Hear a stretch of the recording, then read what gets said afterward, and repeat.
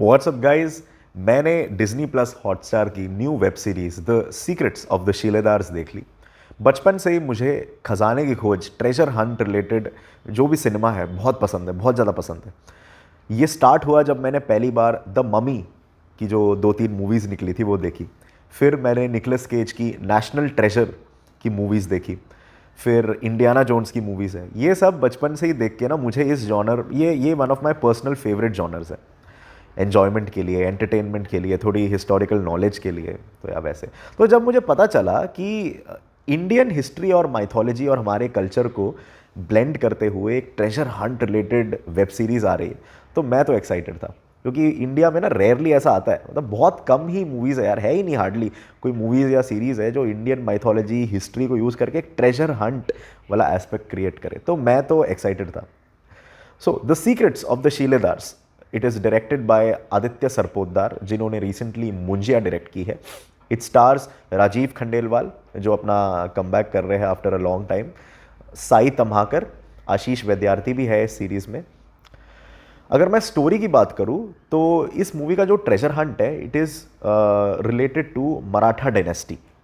छत्रपति शिवाजी महाराज की जो खजाना है उसको ढूंढना होता है। एक तरफ अच्छे लोग होते हैं जो शीलेदार होते हैं। अब शीलेदार कौन होते हैं? शीलेदार वो लोग होते हैं जो सदियों से छत्रपति शिवाजी महाराज के इस खजाने की रखवाली कर रहे होते हैं।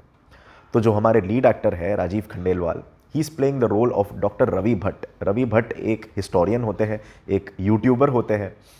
ये अनाथ होते हैं। इनको रिसेंटली पता चलता है कि इनके जो पापा है वो एक शीलेदार थे जब वो ज़िंदा थे, और इनको पता चलता है कि इनका भी ज़िंदगी का मकसद यही है, शीलेदार बनना और शिवाजी महाराज के खजाने की रखवाली करना। इनके साथ होते हैं इनकी टीम, जिसमें इनके भाई है, फिर साई तम्हाकर जी है, फिर आशीष विद्यार्थी जो एक हिस्टोरियन का रोल प्ले करते हैं वो भी है। तो ये चार एक टीम होते हैं जो अच्छाई की तरफ से होते हैं, और फिर विलेन वाला साइड भी होता है जो महाराष्ट्र के गवर्नर का रोल प्ले करते हैं। इनको भी खजाना ढूंढना होता है बस अमीर बनने के लिए। तो दोनों अपनी तरफ से खजाने को ढूंढ रहे होते हैं। क्या इनको खजाना मिलता है या नहीं मिलता है, that forms the crux of the story. तो अब अगर मैं मूवी की सीरीज़ की पॉजिटिव्स की बात करूं, तो सबसे पहले जो इंडियन हिस्ट्री, कल्चर और माइथोलॉजी को मिक्स करके इन्होंने ट्रेजर हंट की जो स्टोरी बनाई, ये मुझे अच्छा लगा, बहुत अच्छा लगा। क्योंकि एज आई सेड, रेयरली ऐसी निकलती है। तो अब मुझे मराठा हिस्ट्री के बारे में कुछ पता लगा, भले क्या पता वो सच हो, फिक्शनल हो, but it kept me interested. या second positive is the background music. मुझे बहुत अच्छा लगा इस वेब सीरीज़ का बैकग्राउंड म्यूज़िक। एक वैरायटी बैकग्राउंड म्यूज़िक था, कन्वेंशनल जो स्कोर्स हम सुनते हैं ना वैसा नहीं था। ओवरऑल ट्रेजर हंट का जो मतलब एक एस्पेक्ट है उसको कॉम्प्लीमेंट करते हुए बैकग्राउंड म्यूज़िक, तो सीरीज़ में ओवरऑल बैकग्राउंड म्यूज़िक बहुत ज़्यादा अच्छा था। But there are certain things जिन्होंने इस सीरीज़ को ना बहुत ही ज़्यादा गंदा कर दिया, और वो ना ये पॉजिटिव्स को सुपरसीड करते हैं। सबसे पहले अगर मैं बात करूँ, ओवर एक्टिंग और क्रिंज स्पून फीडिंग डायलॉग्स। इतने ज़्यादा स्पून फीडिंग डायलॉग्स और उसके साथ साथ ओवर एक्टिंग, मतलब मैं क्या बताऊँ। मैं बचपन में ना डोरा दी एक्सप्लोरर देखता था। मेरा भाई तो छोटा था तब, वो देखता था, तो मैं साथ में बैठ के देख लेता था। तो डोरा दी एक्सप्लोरर में जैसे डायलॉग्स बोलते हैं ना, अरे ये क्लू मिला, ये क्लू हमें उसकी ओर ले जाएगा, अरे ये हमें मिल गया हमारा पहला क्लू, अरे वाह ये हमें बताता है कि हमें वहाँ जाना है। वो मतलब इतना ज़्यादा ओवर एक्टिंग और स्पून फीड करके ऑडियंस को इन्फॉर्मेशन देना। मतलब अचानक से उस सीरीज़ के कैरेक्टर को इस क्लू के बारे में सब कुछ पता है, और वो उनके कॉन्वर्सेशन से ही क्लियरली पता चलता है कि कैसे ये हमें स्पून फीड करना चाहते हैं। अरे भाई, नेचुरली ऑर्गेनिकली व्यूअर को पता चलना है स्टोरी के एलिमेंट्स और चीज़ें, ज़बरदस्ती वर्बल स्पून फीडिंग नहीं करना होता। और उसके साथ साथ क्रिंज एक्टिंग, स्पेशली जो लीड एक्टर के भाई का रोल प्ले करते हैं, वो तो कुछ ज़्यादा ही ओवर एक्टिंग कर दिया भाई। मतलब सब ने ओवर एक्टिंग किया है, जिसकी वजह से ना बहुत ही ज़्यादा क्रिंज लगा। ओवर एक्टिंग हो गया, स्पून फीडेड डायलॉग्स हो गए, ये सब एस्पेक्ट्स, मतलब ऐसे सीरीज़ का ना क्वालिटी को ऐसे नीचे खींच गया है ये दो एस्पेक्ट मेनली।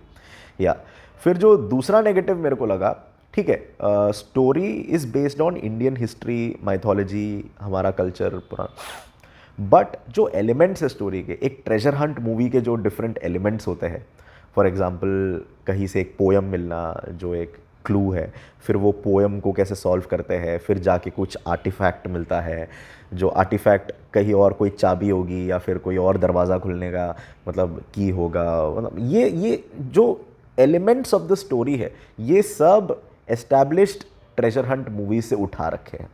भले ही ये आर्टिफैक्ट सब शिवाजी महाराज और मराठा डिनेस्टी से रिलेटेड होंगे, बट जो ओवरऑल जो फ्लो है, कैसे एक क्लू मिलता है, फिर ये लोग कोई नए मंदिर में जाते हैं, मंदिर में जाके इनको कुछ मिल जाता है, फिर ये लोग बेसमेंट में कहीं जाते हैं, फिर इनको वहाँ पे कोई आर्टिफैक्ट मिल जाता है, वो आर्टिफैक्ट कहीं की चाबी होती है, ये सब एलिमेंट्स ना पुराने ट्रेजर हंट मूवी से ही उठा रखा है।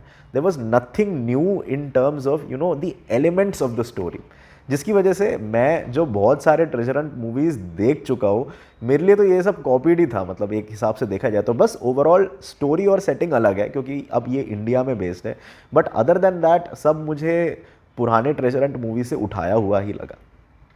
तीसरा negative about the series is that ये ना बहुत ही ज़्यादा प्रेडिक्टेबल है। मैंने पहले ही बोला ना, इतना स्पून फीड करते हैं ये डायलॉग्स को, उसकी वजह से ना एक व्यूअर को स्टोरी के बारे में सब कुछ पता चल जाता है।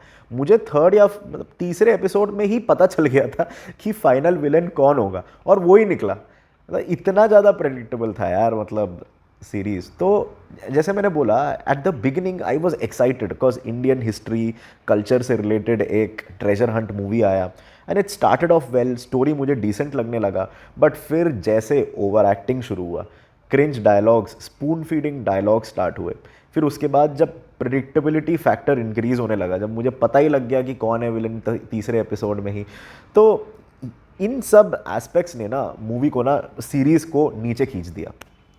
सो या that is my review of the secrets of the Shiledars. अगर आपको ट्रेजर हंट रिलेटेड मूवीज़ पसंद है बेस्ड ऑन अब based on Indian history mythology, तो आप इसको एक ट्राई दे सकते हो। बट एज आई सेड, जब आप इसमें ओवर एक्टिंग देखोगे, स्पून फीडेड डायलॉग्स देखोगे, जब प्लॉट प्रेडिक्टेबल हो जाएगा, तब मे बी आप इसको बीच में छोड़ के चले भी जाओ। बट या you can give this a try if you like treasure hunt related cinema. So that's it. See you in the next video.